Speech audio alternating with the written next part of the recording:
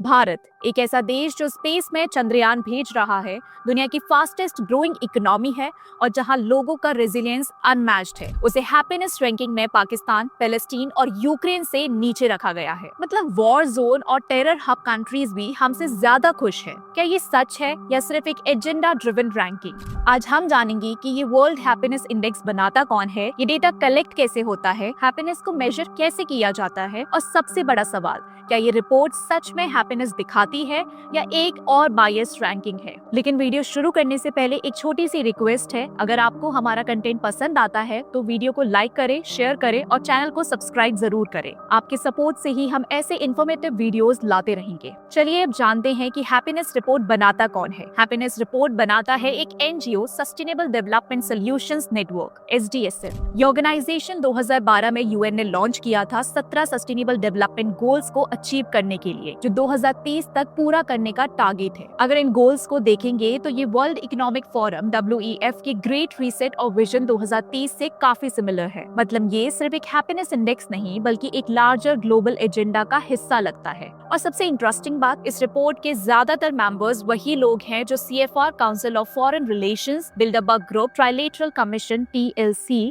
और world economic forum जैसे elite groups का हिस्सा है। तो ये रैंकिंग सच में न्यूट्रल है या एक प्री डिसाइडेड नरेटिव? अब सवाल उठता है कि सस्टेनेबल डेवलपमेंट सॉल्यूशन नेटवर्क को फंड कौन करता है? इसके पीछे बिल गेट्स फाउंडेशन, रॉकेफेलर फाउंडेशन जैसे बड़े बड़े नाम है। मतलब जो पैसा दे रहा है, क्या वही एजेंडा सेट कर रहा है? हैप्पीनेस रिपोर्ट बनाने का काम सस्टेनेबल डेवलपमेंट सॉल्यूशन नेटवर्क करता है, लेकिन डेटा एक US based firm Gallup incorporate से आता है। गैलप ने एक हैप्पीनेस मॉडल डेवलप किया है जो सिर्फ 6 पैरामीटर्स पे बेस्ड है। मतलब पूरे देश की हैप्पीनेस सिर्फ 6 फैक्टर्स से डिसाइड होती है। ये पैरामीटर्स क्या है और ये मॉडल कितना एक्यूरेट है? चलो अब इस पर नजर डालते हैं। पहला, GDP पर कैपिटा, मतलब जितना एक देश अमीर उतने ही लोग खुश।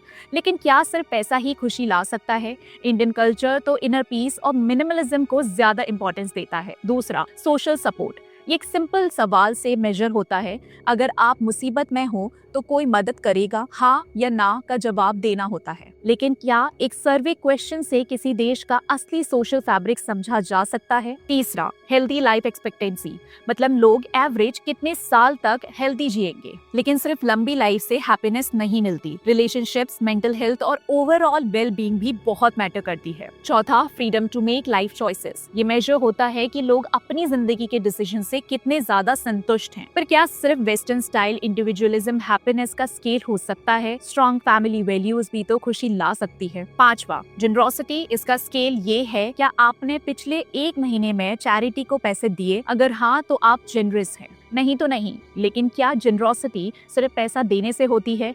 इमोशनल सपोर्ट और मदद करना भी तो जनरोसिटी है। छठा, परसेप्शन ऑफ करप्शन। ये बस लोगों के परसेप्शन पे बेस्ड है, जो मीडिया और नरेटिव से इन्फ्लुएंस होता है। रियलिटी और परसेप्शन दोनों अलग हो सकते हैं। तो ये थे वर्ल्ड हैप्पीनेस रिपोर्ट के 6 पैरामीटर्स। लेकिन अब सवाल ये है, क्या ये सच में हैप्पीनेस को मेजर करते हैं या एक बायस नरेटिव प्रमोट हो रहा है? अब बात करते हैं ये रैंकिंग बनती कैसे है। वर्ल्ड हैप्पीनेस रिपोर्ट के लिए हर देश से सिर्फ 1000 लोगों का सैंपल लिया जाता है, पर क्या 1.4 बिलियन लोगों की हैप्पीनेस सिर्फ 1000 लोग डिसाइड करेंगे? World happiness report Cantril ladder technique use करती है, जिसमें लोगों से पूछा जाता है कि अपनी जिंदगी को 0 से 10 तक रेट करें। 0 मतलब सबसे दुखी, 10 मतलब सबसे ज्यादा खुश। लेकिन सबसे बड़ा सवाल ये है, ये 1000 लोग कौन हैं? क्या ये सिर्फ एक ही शहर से हैं? क्या ये सिर्फ एक ही सोशियो इकोनॉमिक क्लास से हैं? क्या इनका धर्म, संस्कृति और जीवन जीने का तरीका अलग अलग है या सेम है? अगर सिर्फ एलीट या अर्बन पॉपुलेशन को सर्वे किया जाए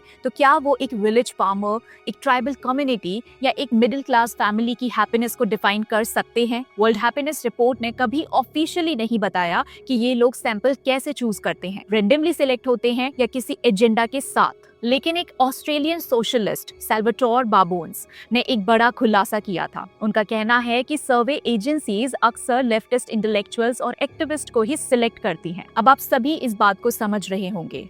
इंडियन लेफ्टिस्ट इंटेलेक्चुअल्स हर सर्वे में इंडिया के अगेंस्ट नेगेटिव आंसर्स देते हैं। अगर सर्वे एक ही विचारधारा के लोगों का होगा तो परिणाम भी बायस्ड होगा। इसी वजह से हर रिपोर्ट, चाहे डेमोक्रेसी इंडेक्स हो, प्रेस फ्रीडम हो या हैप्पीनेस इंडेक्स, इंडिया को नीचे दिखाने की कोशिश की जाती है। तो अब सवाल ये है कि क्या वर्ल्ड हैप्पीनेस रिपोर्ट सच में भारत की हैप्पीनेस दिखाती है या फिर एक और प्रोपेगेंडा टूल है जो नैरेटिव सेट कर रहा है। क्रोनोलॉजी की रिपोर्ट से हमको ये जानने को मिलता है कि ये रिपोर्ट की फाइंडिंग्स को समझना जरूरी है, क्योंकि ये सिर्फ एक सर्वे नहीं बल्कि एक नैरेटिव बिल्डिंग टूल है। सबसे पहली और सबसे बड़ी बात ये है कि जो एजेंसी ये सर्वे करती है उसके फंडर्स क्वेश्चनेबल हैं। सस्टेनेबल डेवलपमेंट सोल्यूशन नेटवर्क जो ये रिपोर्ट बनाता है वो बिल गेट्स फाउंडेशन, रॉकेफेलर फाउंडेशन जैसे ग्लोबलिस्ट ग्रुप से फंडेड है। ये वही लोग हैं जो अपने हिडन एजेंडा के लिए नैरेटिव सेट करते हैं। सल्वाटोर बाबून्स ने खुद कहा था कि ये एजेंसीज ऐसे लोगों को चुनती हैं जो इंडिया के बारे में हमेशा नेगेटिव बोलते हैं। इंडियन लेफ्टिस्ट इंटेलेक्चुअल्स का एक क्लियर पैटर्न है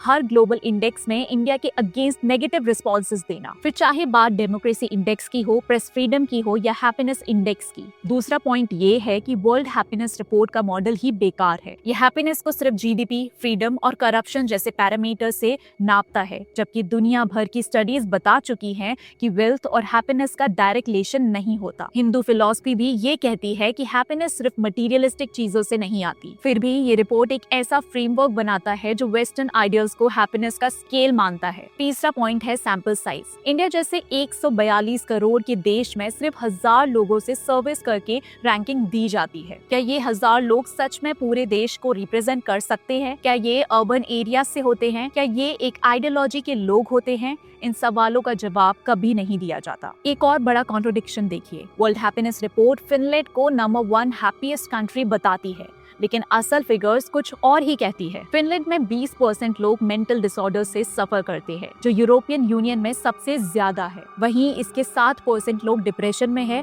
जो दुनिया के वर्स्ट डिप्रेशन रेट्स में 9वें नंबर पे आता है। साथ ही फिनलैंड का डाइवोर्स रेट 61% है और यूएसए वहाँ डाइवोर्स रेट 47% है। अब इंडिया को देखिए, जिसे ये रिपोर्ट हमेशा नीचे दिखाती है, वहाँ सिर्फ 1 to 2% लोग डाइवोर्स लेते हैं। तो फिर सवाल उठता है कि अगर ये खुद इतने अनहैप्पी है तो ये दुनिया को हैप्पीनेस का ज्ञान कैसे दे सकते हैं? ये सारी बातें क्लियर करती हैं कि वर्ल्ड हैप्पीनेस रिपोर्ट एक बायस्ड रिपोर्ट है जो ग्लोबलिस्ट एजेंडा को प्रमोट करती है। इसका मकसद सिर्फ एक सिलेक्टिव नैरेटिव बिल्ड करना है जिसमें भारत जैसे देश को नीचे दिखाया जाए और वेस्टर्न फ्रेमवर्क को आइडियल बताया जाए। इसलिए इसे सीरियसली लेने की कोई जरूरत नहीं है। और ये तो कुछ भी नहीं, पाकिस्तान जो डेब्ट ट्रैप में डूबा है, श्रीलंका जो फाइनेंशियल कोलैप्स का सामना कर चुका है और यूक्रेन जो एक वॉर टॉर्न कंट्री है, इनको इंडिया से ज्यादा हैप्पी बताया जाता है। कभी कभी सिर्फ कॉमन सेंस ही काफी होती है समझने के लिए कि ये रिपोर्ट कितनी ज्यादा फेक है। अगर आपको भी लगता है कि ये रैंकिंग सिर्फ एक एजेंडा है तो कमेंट्स में अपनी राय जरूर दें। आपके हिसाब से हैप्पीनेस का असली स्केल क्या होना चाहिए? डिस्कशन यहीं से शुरू होती है। इसी के साथ मिलते हैं अगले वीडियो में, तब तक के लिए धन्यवाद।